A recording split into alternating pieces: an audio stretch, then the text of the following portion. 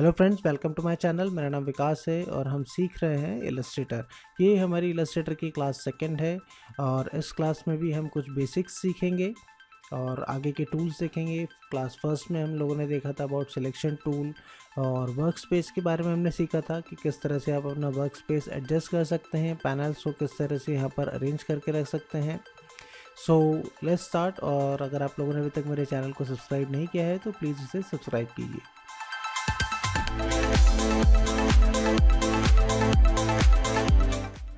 Class first में हमने देखा था about selection tool. Selection tool से जब आप सिलेक्ट करते हैं तो पूरा ऑब्जेक्ट एक साथ यहाँ पर सिलेक्ट हो जाता है। साथ में आप राउंड भी कर सकते हैं। यहाँ से जब आप कॉर्नर्स पे अगर आप माउस को लेकर आएंगे तो यहाँ पर देखिए चेंज हो रहा है आइकन, और इससे आप इसको रोटेट भी कर सकते हैं। साथ में आपके जो सर्कल्स है, अगर आप यहाँ से मूव करेंगे तो आप कॉर्नर्स को भी राउंड कर सकते हैं इस तरह से। अब जो नेक्स्ट टूल हमारे पास है वो है डायरेक्ट सिलेक्शन टूल।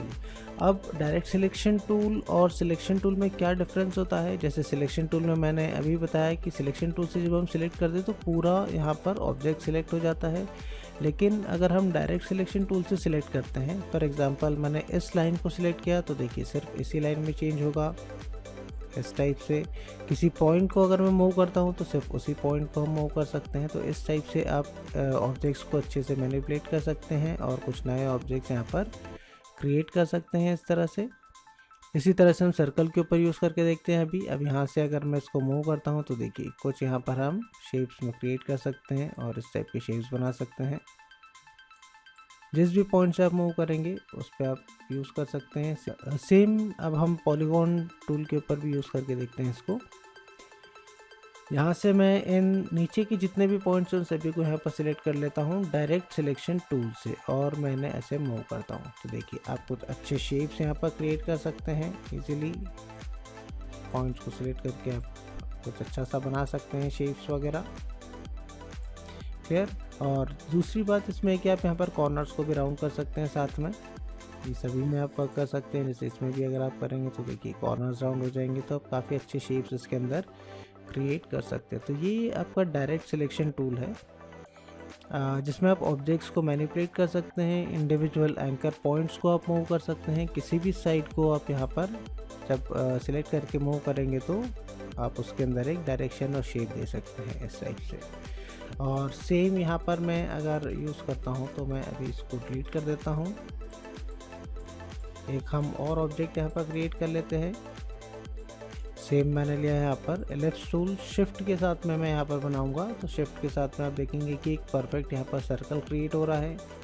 और इसका मैं जो कलर है, अब देखिए जब आप यहाँ पर देखेंगे तो कलर आप दो जगह पर आपको दिखेंगे, यहाँ पर फिल और स्ट्रोक, और आप यहाँ पर भी देख सकते हैं फिल और स्ट्रोक। अब यहाँ पर एक एरो दिखाई दे रहा है ये। अगर मैं इस पर क्लिक करता हूँ तो क्या होगा, कलर स्विच हो रहा है। देखिए फिल का कलर स्ट्रोक में आ रहा है, स्ट्रोक का कलर फिल में आ रहा है। सो मुझे सिर्फ आउटलाइन का कलर चाहिए, फिल का कलर नहीं चाहिए। तो मैं यहाँ से क्या कर सकता हूँ, सिलेक्ट करके जो फर्स्ट वाला आपको दिख रहा है ये नन, इस पर अगर मैं क्लिक करूँगा तो वो डिलीट हो जाएगा। फिर मैं इसको थोड़ा सा इसकी विड्थ को कम कर देता हूँ आउटलाइन की, और यहाँ से हम इसको अभी कॉपी कर लेते हैं। सेम मैंने इसको कॉपी किया। कॉपी करने के लिए मैं ऑल्ट की का यूज़ करूँगा। फिर शिफ्ट के साथ में मैं इसको स्केलिंग कर लेता हूँ कुछ इस तरह से, और यहाँ पर मैं इसको सेट कर देता हूँ। देखिए जो आपको पिंक कलर की जो लाइन दिखती है उससे आप गाइड्स अलाइन कर सकते हैं। अगर आप व्यू में जाएंगे और स्मार्ट गाइड्स अगर ये ऑन है तो ये इसकी वजह से हो रहा है, जो आपको प्रॉपरली ऑब्जेक्ट्स को अरेंज करने में हेल्प करता है। जैसे यहाँ से अगर मैं सेट कर रहा हूँ तो एक प्रॉपर है आपको गाइड मिलेगा कि ये सेंटर में है। फिर मैं दोनों को सिलेक्ट कर लेता हूँ यहाँ से। फिर मैं शिफ्ट की से दोनों को एक साथ यहाँ पर मैंने स्केलिंग किया, और फिर मैं इसे सेंटर में अरेंज कर देता हूँ कुछ इस तरह से। और फिर तीनों को सिलेक्ट करके मैं यहाँ से अलाइनमेंट कर देता हूँ। ठीक है, अब हम इसके ऊपर यूज़ करके देख लेते हैं हमारा डायरेक्ट सिलेक्शन टूल। अगर मैं यहाँ से इसको सिलेक्ट करता हूँ, इस पॉइंट को मैंने डिलीट कर दिया और यहाँ से इस पॉइंट को डिलीट कर दिया, तो देखिए कुछ इस टाइप के आप शेप्स अच्छे से क्रिएट कर सकते हैं इजी वे में, राइट। सो ये है आपका direct selection tool. I hope आप लोगों को सिलेक्शन टूल और डायरेक्ट सिलेक्शन टूल में डिफरेंस क्लियर हो गया होगा। अब जो नेक्स्ट टूल हमारे पास में आता है वो है ग्रुप सिलेक्शन टूल। अब फॉर एग्जांपल मैं यहाँ पर इसको डिलीट कर देता हूँ।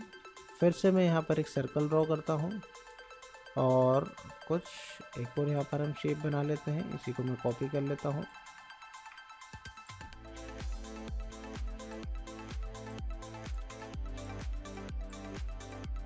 राइट, अब मान के चलिए ये आपका लोगो है, जस्ट फॉर एन एग्जांपल ये आपका लोगो है मान के चलिए। अब इसमें आपको जब भी आप कुछ इस तरह का लोगो या कुछ डिज़ाइन करते हैं तो अभी आपका लोगो मान के चलिए कि ये कंप्लीट हो गया है, बन गया है। अब आप उसके बाद में क्या करेंगे, इसको आप ग्रुप करके रखना चाहेंगे। क्यों? बिकॉज़ कि अगर आप ऐसे मूव करेंगे तो देखिए क्या हो रहा है, सब अलग अलग एलिमेंट्स से आपका लोगो का पूरा डिज़ाइन बिगड़ सकता है। तो उस केस में आप क्या करेंगे, इसको सिंपल पूरे को आप सिलेक्ट कर लीजिए और आप ऑब्जेक्ट में जाकर आप क्या बना देंगे, उसका ग्रुप बना देंगे। राइट, अब मान के चलिए आपको बाद में इसमें कुछ चेंज करना है, या फिर जैसे आप किसी क्लाइंट के लिए वर्क कर रहे हैं और वहाँ से अगर कुछ चेंजेस आए हैं और अगर आपको कुछ चेंज करना है तो आप उसके लिए क्या करेंगे, या तो उसको अनग्रुप करेंगे। ठीक है, अनग्रुप करने के बाद मान के चलिए क्लाइंट ने आपको बोला कि जो छोटा सर्कल है इसका आप कलर चेंज कर दीजिए, इसका आउटलाइन में कुछ कलर दे दीजिए। तो या तो आपको क्या करना पड़ेगा, इसको पहले अनग्रुप करना पड़ेगा। राइट, ऑब्जेक्ट में जाकर आप देखेंगे तो आपको यहाँ पर अनग्रुप मिलेगा। लेकिन जब बहुत सारे एलिमेंट्स होते हैं तो आप उसे अनग्रुप नहीं करना चाहेंगे, ताकि आपका उसमें अलाइनमेंट बिगड़ने का डर रहेगा। तो इसके लिए फिर आप जो नेक्स्ट टूल है उसको यूज़ कर सकते हैं, वो है group selection tool. Group selection tool का यूज़ ये होता है कि किसी भी ग्रुप के अंदर आप उसे बगैर अनग्रुप किए आप किसी भी एलिमेंट को एडिट कर सकते हैं। फॉर एग्जांपल मैंने यहाँ पे ग्रुप सिलेक्शन टूल सेलेक्ट किया और मैं बाहर क्लिक करता हूँ एक बार, और अब मुझे इस जो छोटे सर्कल का मुझे थोड़ा सा चेंजेस करना है तो मैं इसे सिलेक्ट करूँगा तो देखिए सिर्फ यही सिलेक्ट हुआ है। अब यहाँ से मैं इसमें कलर दे सकता हूँ, आउटलाइन का कलर दे सकता हूँ।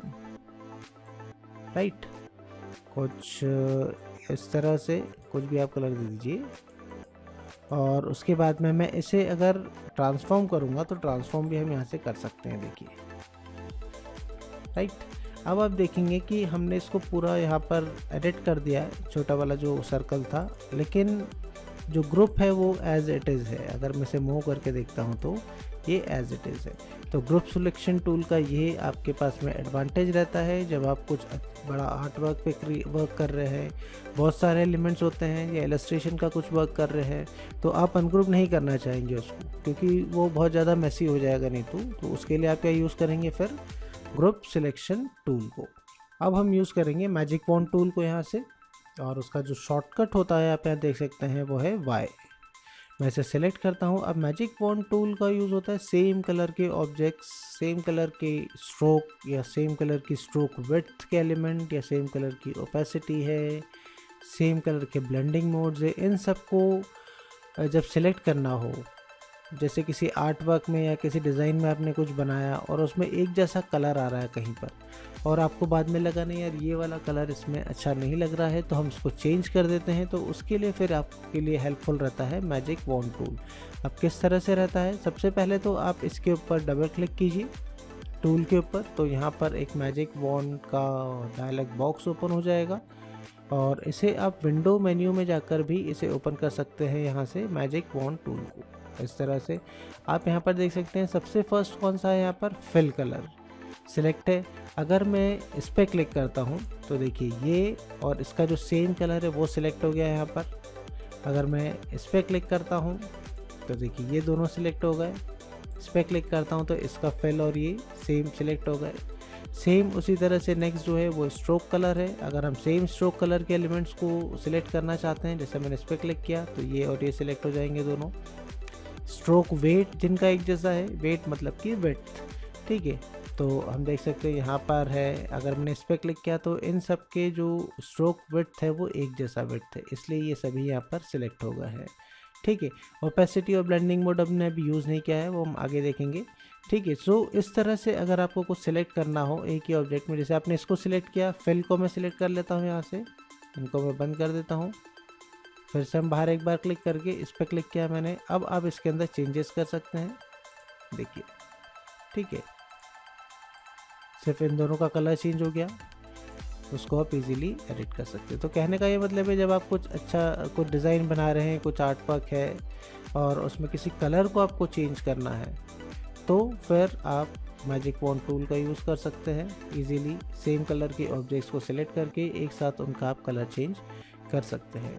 सो आई होप आप लोगों को ये क्लियर हो गया होगा। अब नेक्स्ट टूल जो हमारे पास में आता है वो है लासो टूल। लासो टूल का यूज़ हम कर सकते हैं जब आपको कुछ रैंडमली कुछ पॉइंट्स को सिलेक्ट करना हो। फॉर एग्जांपल मुझे इस पॉइंट को सिलेक्ट करना है, फिर इस पॉइंट को सिलेक्ट करना है, ठीक है। तो इस तरह से हम कैसे बना सकते हैं सिलेक्शन, मैंने ऐसे सिलेक्ट किया, इस पॉइंट को सिलेक्ट करना है, ठीक है। तो कुछ ऐसा सिलेक्शन बनाना है हमें कि वो तीनों पॉइंट सिलेक्ट हो जाएंगे वहाँ पे।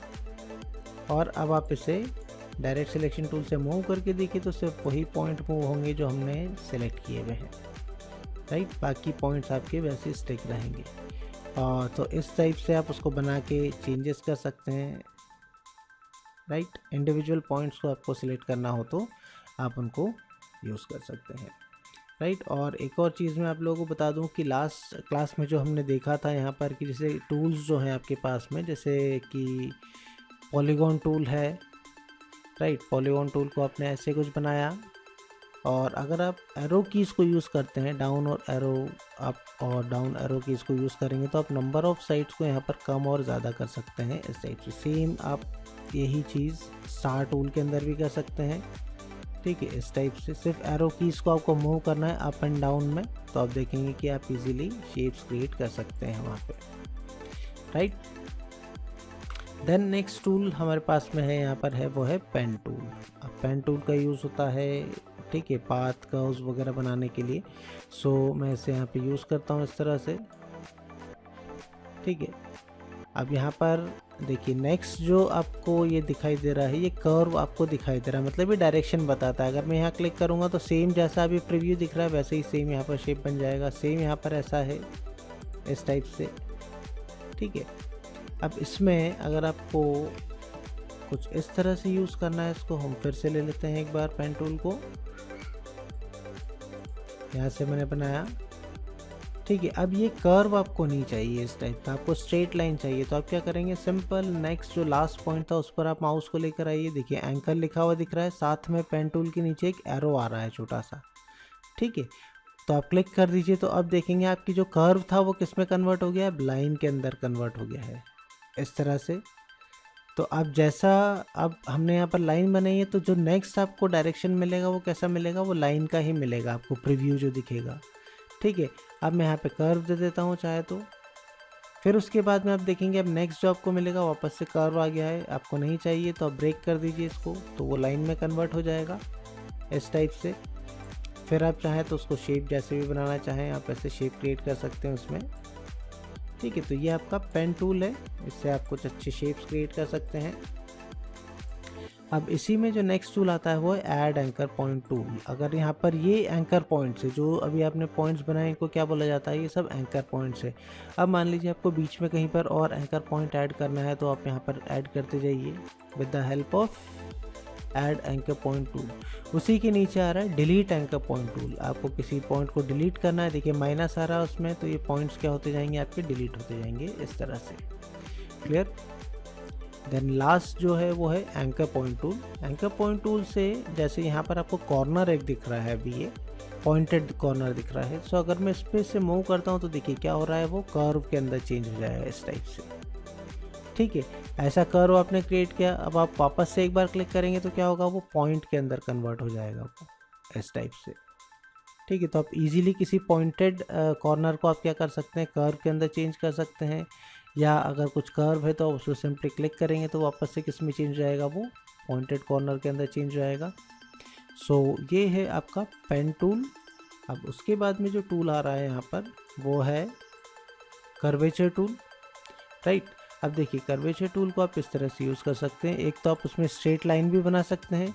देखिए आपने एक स्ट्रेट लाइन बनाई, उसके बाद में आपको इस टूल से बाहर आना है तो आप क्या करेंगे, एस्केप की होता है कीबोर्ड में, अगर आप लेफ्ट हैंड साइड में सबसे ऊपर देखेंगे कॉर्नर में तो आपको एस्केप की दिखेगा, सिंपल उसको प्रेस कर दीजिए आप, तो आप ये स्टिक जो हो रहा था वो हट जाएगा वहाँ से, ठीक है। एक तो आप उससे लाइन बना सकते हैं, सेकेंडली आप इसके अंदर कर्व बना सकते हैं कुछ इस टाइप से, देखिए, राइट। ऐसे कुछ कर्व्स बना सकते हैं। इलस्ट्रेशंस का वर्क आप काफ़ी अच्छे से कर सकते हैं इलस्ट्रेटर के अंदर। और अच्छा अगर आप इस पर कमांड करते हैं तो यकीन मान के चलिए इलस्ट्रेटर के बहुत अच्छे जॉब्स होते हैं। किसी कंपनी में आप कर सकते हैं या फिर एज अ फ्रीलांसर कर सकते हैं। वैसे मैं आप लोगों को बता दूं कि ग्राफिक डिज़ाइनर्स के लिए ऑप्शंस बहुत होते हैं। अगर आप फ्रीलांसिंग करते हैं तो भी आपके पास में काफ़ी अच्छे जॉब्स आपको मिल सकते हैं, जो आप घर बैठ के कर सकते हैं, राइट। सो अच्छे से प्रैक्टिस कीजिए इन टूल्स को। सो अब हम मिलेंगे नेक्स्ट क्लास में with some more tools and options. Till then bye bye, take care.